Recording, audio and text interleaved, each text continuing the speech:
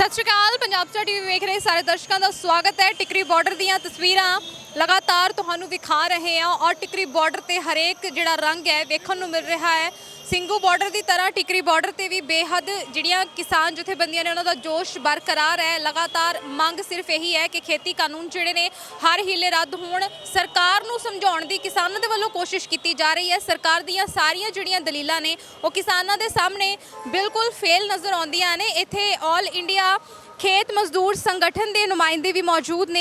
पंजाब तो ही नहीं बल्कि देश के होर राज्यों तो भी इत्थे बहुत सारे जिहड़े किसान आगू ने या मजदूर संगठन ने वो भी मौजूद ने। खास तौर पर भगत सिंह का जिहड़ा लिटरेचर है इन्हां दे वल्लों वंडिया जा रहा। भगत सिंह की विचारधारा नूं इस अंदोलन दे नाल वेखिया जा रहा है कि किवें भगत सिंह वो नौजवान है जिसने देश की आज़ादी दे लई ਵੱਡਾ योगदान पाया है। भगत सिंह की विचारधारा भगत सिंह के जोड़े विचार ने अज तक उन्होंने जी मिसाल है वो नौजवानों को दी जाती है। और इन्हों तो खास तौर पर जानांगे भी भगत सिंह की विचारधारा जी है उसनों किसानी अंदोलन किवें जिहड़ा वेखते ने। ये कित्थों आए हो सर?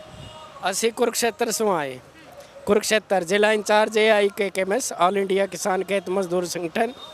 और ये जो आंदोलन चला हुआ है ना, हमारा संगठन शुरू से ही जब से ये 5 जून से मोदी सरकार ये 3 काले कानून लेकर आई है तभी से हम इस आंदोलन में शामिल हैं और लगातार हम इन कानूनों का विरोध कर रहे हैं क्योंकि ये किसान मजदूरों को उजाड़ने का काम करेंगे और कारपोरेट घरानों को माला माल करने का काम करेंगे। खास तौर से भगत सिंह का जिहड़ा मैं लिटरेचर इत्थे वेख रही हाँ कि भगत सिंह की विचारधारा नूं तुसीं जिहड़ा परिभाषित कर रहे हो इत्थे, क्योंकि भगत सिंह वो नौजवान है जिसने देश की आज़ादी दे विच अपना वडमुला योगदान पाया है। नौजवानों दे विच जदों नौजवानों नूं कोई सेध देनी हुंदी है ना तो अक्सर भगत सिंह का जिक्र किया जाता है कि बहुत छोटी उम्र दे विच भगत सिंह ने देश नूं वड्डी जिहड़ी देन है वो दित्ती है। और खेती कानूनां दे राहीं तुसीं भगत सिंह की विचारधारा नूं किवें वेखते हो? जो आज़ादी देश को मिली है वो कांग्रेस कब्जा कर गया आज़ादी के ऊपर। भगत सिंह और सुभाष चंद्र बोस की जो स्कीम थी, जो विचार थे वो लागू नहीं हुए इस देश में। भगत सिंह को रियली में लागू करने की ज़रूरत है, सुभाष चंद्र बोस को रियली में लागू करने की ज़रूरत है। यही इस देश का दुर्भाग्य है कि कांग्रेस ने राज पे कब्जा किया, आज बीजेपी राज पे कब्जा कर रही है। ये पूंजीपतियों की सेवा कर रहे हैं और अब खुल के सामने आ रहा है मोदी पूंजीपतियों की दलाली कर रहे हैं और किसानों को मजदूरों को मारने पर लगे हुए हैं। हाँ जी, सोच थी कि ये जो गोरे अंग्रेज हैं ये चले जाएंगे, लेकिन इसके बावजूद भी सत्ता यहाँ के लोग जो यहाँ के काले लोग हैं वो गोरे बन के यहाँ के लोगों को लुटेंगे, किसान और मजदूरों को तबाही करेंगे। तो उनका ये शुरू से 23 साल की उम्र उसकी इतनी जज्बाती था कि उन्होंने ये दिखा दिया कि दुनिया में जो है वो सारी दुनिया के लोग एक इकट्ठे होंगे और ऐसा समाज की स्थापना हो ना जहाँ कोई रंग भेद हो, ना जाति हो, ना कुछ हो। तो उनका अपने इसीलिए उन्होंने बहुत तुसीं वेख रहे हो कि बड़े भावनात्मक दृश्य जिहड़े ने इस अंदोलन दे विच वेखण नूं मिल रहे ने और लोगों ਦੀਆਂ ਜਿਹੜੀਆਂ ਭਾਵਨਾਵਾਂ ਨੇ ਉਹ ਬਾਹਰ ਆ ਰਹੀਆਂ ਨੇ ਕਿ ਕਿਵੇਂ ਇੰਨੇ ਦਿਨਾਂ ਤੋਂ ਉਹ ਸੜਕਾਂ ਤੇ ਰੁਲ ਰਹੇ ਨੇ, ਆਪਣੇ ਹੱਕਾਂ ਦੀ ਮੰਗ ਕਰ ਰਹੇ ਨੇ। ਮੰਗ ਕੋਈ ਨਹੀਂ, ਨਾ ਉਹ ਦੇਸ਼ ਮੰਗ ਰਹੇ ਨੇ ਤੇ ਨਾ ਕੁਝ ਹੋਰ ਮੰਗ ਰਹੇ ਨੇ, ਸਿਰਫ ਆਪਣੇ ਹੱਕ ਮੰਗ ਰਹੇ ਨੇ ਕਿ ਸਾਨੂੰ ਸਾਡੇ ਹੱਕ ਨੇ ਜਿਹੜੇ ਉਹ ਦੇ ਦਿੱਤੇ ਜਾਣ। ਔਰ ਭਾਵਨਾਤਮਕ ਤਰੀਕੇ ਦੇ ਨਾਲ ਜਿਹੜੀ ਆਪਣੀਆਂ ਭਾਵਨਾਵਾਂ ਨੇ ਉਹ ਬਿਆਨ ਕਰ ਰਹੇ ਨੇ। ਬਹੁਤ ਹੀ ਭਾਵਨਾਤਮਕ ਜਿਹੜਾ ਇਹ ਸੀਨ ਬਣਿਆ ਹੋਇਆ ਹੈ। ਤੁਸੀਂ ਕਿੱਥੋਂ ਆਏ? मैं रोहतक से आया। ਹਰਿਆਣਾ ਦੇ ਹੋ ਤੁਸੀਂ। ਔਰ ਹਰਿਆਣਾ ਜਿਹੜੀ ਸਰਕਾਰ ਹੈ ਉੱਥੇ ਵੀ ਭਾਜਪਾ ਜਿਹੜੀ ਸਰਕਾਰ ਹੈ ਸੱਤਾ ਦੇ ਵਿੱਚ ਹੈ ਔਰ ਭਾਜਪਾ ਵੱਲੋਂ ਲਗਾਤਾਰ ਜਿਹੜੇ ਇਹ ਕਿਹਾ ਜਾ ਰਿਹਾ ਹੈ ਕਿ ਕਿਸਾਨਾਂ ਦੀ ਹਮਾਇਤ ਦੀ ਅਸੀਂ ਗੱਲ ਕਰ ਰਹੇ ਹਾਂ। ਖੱਟਰ ਸਰਕਾਰ ਇਹ ਕਹਿੰਦੀ ਹੈ ਕਿ ਮੇਰੇ ਰਾਜ ਦੇ ਵਿੱਚ ਜਿਹੜੇ ਕਿਸਾਨ ਨੇ ਉਹ ਖੁਸ਼ ਨੇ, ਪਰ ਤੁਸੀਂ ਰੋਹਤਕ ਤੋਂ ਬਿਲੋਂਗ ਕਰਦੇ ਹੋ ਤੇ ਤੁਹਾਨੂੰ ਕਿਉਂ ਲੋੜ ਪੈ ਗਈ ਤੁਸੀਂ ਇੱਥੇ ਇਸ ਅੰਦੋਲਨ ਦਾ ਹਿੱਸਾ ਬਣੇ ਹੋ?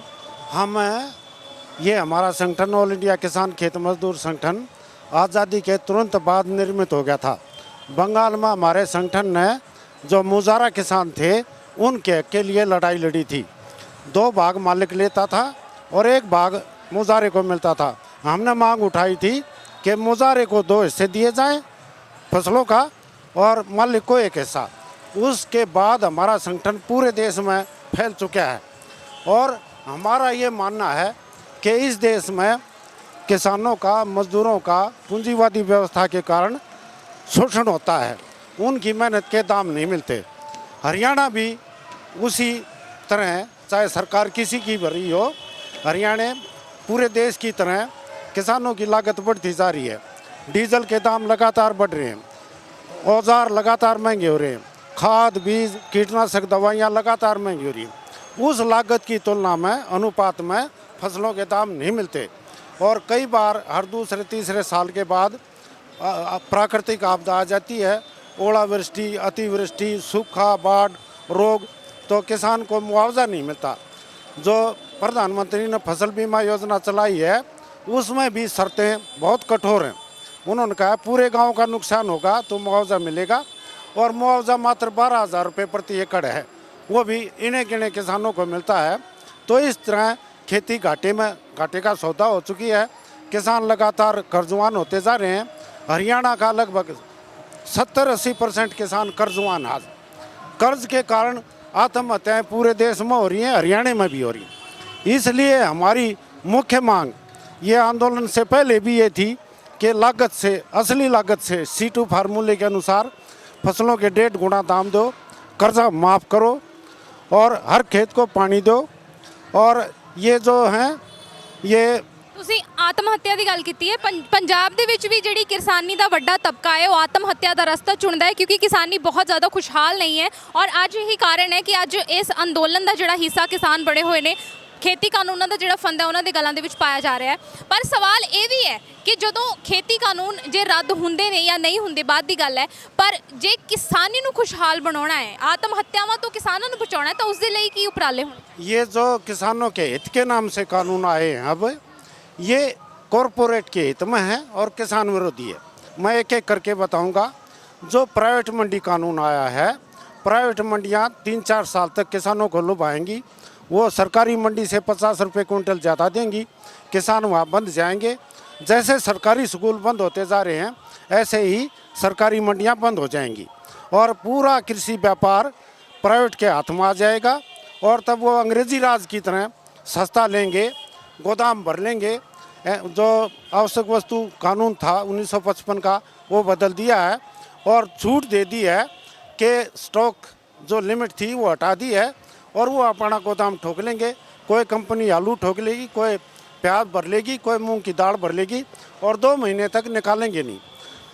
मार्केट में कमी हो जाएगी, भाव चढ़ जाएगा तो किसान को से तो सस्ता लेंगे। जैसे आलू प्याज लिया 2-5 रुपये किलो और वो अब बेच रहे हैं 50 रुपये किलो, 70-80 रुपये किलो।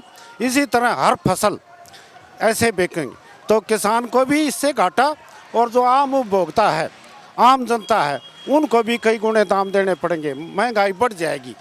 दूसरा जो ये कानून है कॉन्ट्रैक्ट फार्मिंग का, इससे अनुभव है महाराष्ट्र और कर्नाटका में बीटी कॉटन की जो है कॉन्ट्रैक्ट फार्मिंग करवाई थी कंपनियों ने, तो कपास के भाव अंतर्राष्ट्रीय बाज़ार में गिर गए तो कंपनियों ने जो करार किया था उसे लेने से इनकार कर दिया और ये कह दिया आपकी कपास में जो है ना रेशा छोटा है, काली है, पीली है और इस तरह कमी बताकर कह दिया C कैटेगरी का माल है आपका, हमने करार किया A कैटेगरी का। तो इस तरह 2 बात हैं। अगर अंतर्राष्ट्रीय बाज़ार में भाव तेज़ हो गए, मान लो 2,000 रुपये क्विंटल करार किया है, अगर भाव हो गया 4,000 तो वो जबरन ले लेंगी, 2 करार कर रखा है।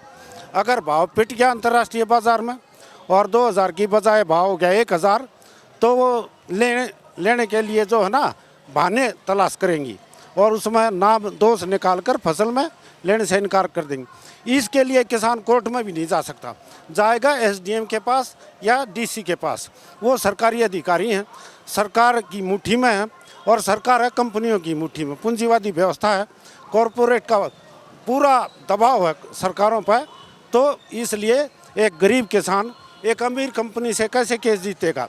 तो कॉन्ट्रैक्ट फार्मिंग में धीरे धीरे जैसे अंग्रेजी ज़माने में सूदखोर महाजन होते थे उनका स्थान कॉरपोरेट ले लेगा और धीरे धीरे उनकी ज़मीन पर भी कब्जा कर लेंगे, क्योंकि इसमें ज़मीन भी कॉन्ट्रैक्ट पर देने का प्रावधान है और ज़मीन पर वो बिल्डिंगें वगैरह भी बना सकते हैं, गोदाम बना सकते हैं। जब किसान 20 साल 30 साल के बाद ज़मीन छुटाने की बात कहेगा तो कहेंगे जो हमने पूंजी निवेश कर रखा है वो दो। गरीब किसान कहाँ से देगा, पहले कर्जवान है। तो इस तरह धीरे धीरे गरीब किसानों की ज़मीनें, जो देश में लगभग 70-80% छोटी जोत के किसान हैं, उनकी ज़मीनें कॉरपोरेट के चली जाएंगी। और इनका जो विचारधारा है, शांता कुमार जो कमेटी बनी थी उन्होंने कहा था कि सरकार इस पचड़े से दूर हो। और WTO है, उनका भी ये कहना है कि सरकारी खरीद बंद करो, बाज़ार के हवाले करो कृषि उपज को। तो उनके आदेश का ये पालन कर रहे हैं, और वो आदेश अगर इस देश में लागू हो गए तो किसान बुरी तरह तबाह हो जाएंगे। इसलिए ये किसानों के खिलाफ हैं ये तीनों कानून। आम जनते, मजदूर या कोई भी है आम आदमी, उन सब के हित में नहीं है, इसलिए हम इनका विरोध कर रहे हैं। और जब तक ये रद्द नहीं हो जाते हम वापस जाने वाले नहीं हैं। ਬਿਲਕੁਲ ਤੁਸੀਂ ਵੇਖਿਆ ਹੈ ਜਿਹੜਾ ਕਿਸਾਨ ਅੰਨ ਉਗਾਉਂਦਾ ਹੈ, ਲੋਕਾਂ ਦਾ ਢਿੱਡ ਭਰਦਾ ਹੈ, ਤੇ ਉਹ ਜਦੋਂ ਆਪਣੀ ਜ਼ਮੀਨ ਤੇ ਬਣਦੀ ਹੈ, ਆਪਣੀ ਹੋਂਦ ਤੇ ਬਣਦੀ ਹੈ, ਆਪਣੀ ਹੋਂਦ ਨੂੰ ਬਚਾਉਣ ਦੀ ਵੀ ਪੂਰੀ ਤਾਕਤ ਰੱਖਦਾ ਹੈ। ਪੂਰੀ ਜਿਹੜੀ ਨੌਲੇਜ ਹੈ ਕਿਸਾਨਾਂ ਨੂੰ ਹੈ ਕਿ ਖੇਤੀ ਕਾਨੂੰਨ ਉਹਨਾਂ ਦੀ ਖੇਤੀ ਨੂੰ ਜਾਂ ਉਹਨਾਂ ਦੀ ਜ਼ਿੰਦਗੀ ਨੂੰ ਕਿਸ ਤਰ੍ਹਾਂ ਪ੍ਰਭਾਵਿਤ ਕਰਦੇ ਨੇ। ਤੁਸੀਂ ਨੌਜਵਾਨੋ, ਤੁਹਾਡੇ ਨਾਲ ਮੈਂ ਗੱਲ ਕਰਾਂਗੀ, ਤੁਸੀਂ ਕਿੱਥੋਂ ਆਏ ਹੋ? मैं रोहतक से आया हूँ। हम लोग छात्र संगठन all India democratic student organisation की तरफ से आए हैं। मैं महर्षि दयानंद यूनिवर्सिटी रोहतक का स्टूडेंट हूँ। हम लोग जानते हैं कि जो सरकार जो जनता विरोधी और किसान विरोधी 3 काले कानून और बिजली बिल लाई है, ये केवल किसानों के लिए नहीं, ये उपभोक्ताओं आम जनता के लिए। और ये जो किसान आंदोलन केवल 3 काले कानूनों के लिए आंदोलन नहीं है। ये जो सालों साल से जो हम देख रहे हैं कि बाद एक सरकार की जन विरोधी नीतियाँ हैं, पूंजीपतियों के फेवर में नीतियाँ, उनके हितों की रक्षा और आम जनता के हितों के खिलाफ में एक के बाद एक सरकार नीतियाँ ला रही।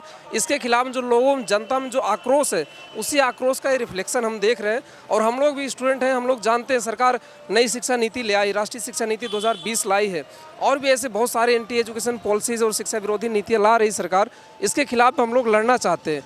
जो पेरेंट्स या जो हमारे घर के लोग, जो किसान, पूरे देश की जनता जो लड़ रही, उनके संघर्ष के साथ हम भी अपना संघर्ष एक साथ करने आए हैं कि हम लोग उनके आंदोलन को पूर्ण समर्थन दे रहे हैं। और हम लोग इनसे प्रेरणा भी ले रहे हैं कि हम लोग भी ऐसे सरकार के खिलाफ, जो सरकार की जन विरोधी नीतियाँ, शिक्षा विरोधी, उसके खिलाफ हम लोग भी आवाज़ उठाएं। और ये भगत सिंह ਦੇਸ਼ ਨੂੰ ਆਜ਼ਾਦ ਹੋਏ ਜਿਹੜਾ 70 ਸਾਲ ਤੋਂ ਵੱਧ ਦਾ ਸਮਾਂ ਹੋ ਗਿਆ ਹੈ, ਆਜ਼ਾਦੀ ਲੈਣ ਦੇ ਲਈ ਜਿੰਨੇ ਵੀ ਅੰਦੋਲਨ ਵਿੱਢੇ ਗਏ ਨੇ, ਉਹ ਸਭ ਅਸੀਂ ਇਤਿਹਾਸ ਦੇ ਵਿੱਚ ਪੜ੍ਹਦੇ ਰਹੇ। ਇਤਿਹਾਸ ਦੇ ਪੰਨਿਆਂ ਤੇ ਬੜਾ ਬਾਖੂਬੀ ਜਿਹੜਾ ਇਹਨਾਂ ਅੰਦੋਲਨਾਂ ਦਾ ਜ਼ਿਕਰ ਕੀਤਾ ਗਿਆ। ਔਰ ਅੱਜ ਇਹ 2020 ਦੇ ਵਿੱਚ ਜਿਹੜਾ ਕਿਸਾਨ ਅੰਦੋਲਨ ਹੈ, ਇਸ ਨੂੰ ਅੱਖੀਂ ਵੇਖ ਰਹੇ ਹਾਂ। ਤੇ ਭਗਤ ਸਿੰਘ ਦਾ ਲਿਟਰੇਚਰ ਜਿਹੜਾ ਇੱਥੇ ਵੰਡਿਆ ਜਾ ਰਿਹਾ ਹੈ, ਖਾਸ ਤੌਰ ਤੇ ਨੌਜਵਾਨ ਹੈ ਭਗਤ ਸਿੰਘ, ਔਰ ਤੁਸੀਂ ਵੀ ਨੌਜਵਾਨ ਹੋ। ਤੁਹਾਨੂੰ ਕੀ ਲੱਗਦਾ ਹੈ ਕਿ 70 ਸਾਲਾਂ ਦੇ ਵਿੱਚ, 70 ਸਾਲ ਤੋਂ ਉੱਪਰ ਜਾਂ ਬਾਅਦ ਨੌਜਵਾਨਾਂ ਦੇ ਲਈ ਜਾਂ ਦੇਸ਼ ਦੇ ਲੋਕਾਂ ਦੇ ਲਈ ਕੀ ਬਦਲਿਆ? एक्चुअली भगत सिंह जैसे क्रांतिकारियों की जो आदर्श था, जो उनका नाम था, उसको भुला दिया गया, उनको सीमित कर दिया गया केवल फ़ोटो तक सीमित कर दिया गया। लोग उनके विचारों को लोग नहीं जानते। इसीलिए हम लोग चाहते हैं जो ये आंदोलन चल रहा है, इस आंदोलन में भगत सिंह की नीति नैतिकता, उनका आदर्श आए, उनकी राजनीति आए। नहीं तो हम जानते देश में कितने बड़े बड़े आंदोलन हुए हैं, सारे आंदोलन जाके ख़त्म हो जाते हैं किसी न किसी बहाने से। और मान लेते हैं 3 काले कानून ख़त्म भी हो गए, फिर उसके बाद हम लोग घर में बैठ जाएंगे। तो ਤੁਹਾਨੂੰ ਕੀ ਲੱਗਦਾ ਹੈ ਵੀ 3 ਖੇਤੀ ਕਾਨੂੰਨ ਜੇ ਰੱਦ ਹੁੰਦੇ ਨੇ ਤਾਂ ਸਮੱਸਿਆਵਾਂ ਦਾ ਹੱਲ ਹੋ ਜਾਂਦਾ ਹੈ? हम जानते हैं कि जो पूंजीवादी जो व्यवस्था, उसके एक इकोनॉमिक जो स्टेज है, उसमें ये कानून अनिवार्य रूप से लाएंगे किसी न किसी बहाने से। अगर ये तभी नहीं आएंगे जब जनता की जो जनशक्ति है वो संगठित होकर जो अपने मोर्चे जत्थेबंदी करके इकट्ठे रहेंगे, लोग अपने भेदभाव को मिटा के इकट्ठे रहेंगे, तो सरकार झुकेगी। और ये एक के बाद हम देख रहे हैं सरकार ऐसी ऐसी नीतियाँ लाए जा रही है। हमें मेन चीज़, एक जीत तो हम जीत चुके हैं। क्यों जो जनता अब तक किसी न किसी क्षेत्र में, कहीं भाषा, कहीं धर्म के नाम, कहीं जाति के नाम से बटी हुई थी, यहाँ आप देखोगे पूरे उसमें यहाँ कोई भेदभाव नहीं, कोई किसी से कुछ नहीं पूछता। मतलब ये जो एकता है, जो इसके लिए कहीं हमारी सरकारों के शुक्रिया भी कह सकते हैं कि एक तरह से कि लोगों को इकट्ठा कर दिया, लोगों को एक यूनाइट कर दिया। ये बहुत बड़ी जीत है। कानून सरकार को रद्द करना पड़ेगा और हम लोग को पूरा विश्वास है और करवा के ही जाएंगे, इससे पहले नहीं जाने वाले हम लोग। ਤੁਸੀਂ ਵੇਖਿਆ ਹੈ ਕਿ ਕਿਵੇਂ ਜੋਸ਼ ਜਿਹੜਾ ਹੈ ਬਰਕਰਾਰ ਹੈ। ਸਿਰਫ ਪੰਜਾਬ ਦੇ ਕਿਸਾਨ ਹੀ ਨਹੀਂ, ਦੇਸ਼ ਭਰ ਦੇ ਕਿਸਾਨ ਇਸ ਅੰਦੋਲਨ ਦਾ ਹਿੱਸਾ ਬਣੇ ਹੋਏ ਨੇ। ਔਰ ਸਰਕਾਰ ਦੀਆਂ ਨੀਤੀਆਂ ਤੋਂ ਭਲੀ ਭਾਂਤ ਜਾਣੂ ਨੇ, ਭਾਵੇਂ ਉਹ ਸਿੱਖਿਆ ਨੀਤੀ ਹੈ, ਲੇਬਰ ਲਾਅ ਹੈ, ਜਿਹੜਾ ਵੀ ਲਾਅ, ਜਿਸ ਵੀ ਲਾਅ ਦੇ ਵਿੱਚ ਕੇਂਦਰ ਸਰਕਾਰ ਦੇ ਵੱਲੋਂ ਸੋਧ ਕੀਤੀ ਗਈ ਹੈ, ਉਸ ਸੋਧ ਨੂੰ ਬਾਖੂਬੀ ਇਹ ਲੋਕ ਜਾਣਦੇ ਨੇ। ਔਰ ਇਹ ਜਾਣਾਂਗੇ, ਲਾਲ ਰੰਗ ਦੀ ਇਹ ਫੱਟੀ ਤੁਸੀਂ ਫੜੀ ਹੋਈ ਹੈ, ਔਰ ਲਾਲ ਰੰਗ ਭਾਜਪਾ ਦੀ ਅੱਖਾਂ 'ਚ ਬਿਲਕੁਲ ਰੜਕਦਾ ਹੈ। ਕਿਹਾ ਜਾਂਦਾ ਹੈ ਕਿ ਜਿਹੜੇ ਲੈਫਟ ਵਾਲੇ ਨੇ ਉਹ ਕਿਸਾਨਾਂ ਨੂੰ ਉਕਸਾਉਂਦੇ ਨੇ, ਇਸ ਅੰਦੋਲਨ ਦੇ ਵਿੱਚ ਬੈਠੇ ਲੋਕਾਂ ਨੂੰ ਉਕਸਾ ਰਹੇ ਨੇ। ਇਹ ਅੰਦੋਲਨ ਕਿਸਾਨਾਂ ਦਾ ਨਹੀਂ, ਬਲਕਿ लेफ्ट या लाल रंग वाले की शह ते हो रहे हैं। ये लेफ्ट के लोग भी इस आंदोलन का समर्थन दे रहे हैं और ये किसान मजदूरों के हक की लड़ाई है, हम उनके साथ हैं, लगातार साथ देंगे उनका। हाँ जी। मैडम जो ये आरोप लगा रहे हैं ना कि ये लाल रंग वालों का आंदोलन है। क्या वामपंथी किसान नहीं है? क्या वो खेती नहीं करते? क्या वो मजदूरी नहीं करते? वो भी जो वामपंथी हैं वो भी किसान हैं और वो भी खेती करते हैं, उनके ऊपर भी असर पड़ेगा। आज़ादी आंदोलन में हम देख रहे हैं कि जो भगत सिंह जिनको पैदा किया, भगत सिंह किसने पैदा किया था? मार्क्सवाद लेनिनवाद इसी ने तो पैदा किया था, कम्युनिस्ट विचार ने।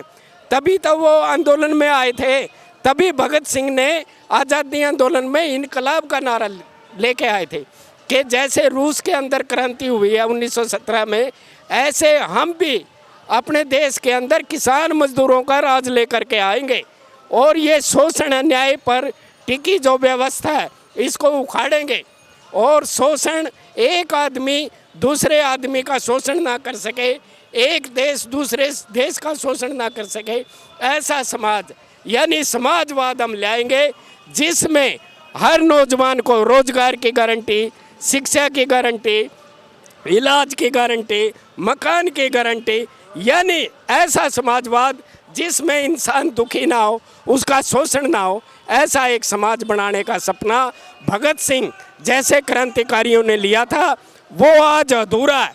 क्योंकि अंग्रेज़ों के जाने के बाद हमारे देश में पूंजीपतियों का राज आया और उसी तरह लूट जारी है जैसे हमारे देश को अंग्रेज लूटते थे। आज जो कारपोरेट घराने हैं, आज जितनी भी सरकारें आई हैं 70 साल में, उन्होंने किसान मजदूरों का शोषण किया है और अडानी, अंबानी, टाटा, बिरला इनको माला माल किया है। अब कोरोना टाइम में देख लो, अंबानी की संपत्ति कई लाख गुना बढ़ गई, जबकि आम जनता जो नौजवान है बेरोजगार हो गए, किसान बर्बाद हो गए और जो कर्मचारी हैं उनकी तनख्वाह काट ली, उनका पता नहीं क्या क्या कर लिया, वो तो बर्बाद हो गए, उनकी तो आमदनी घट गई। और लेकिन टाटा, बिरला, अंबानी इनकी आमदनी कई गुना बढ़ गई। वो कैसे बढ़ गई? क्योंकि ये सरकार उन्हों की है, उन्हीं को माला माल करना चाहती है।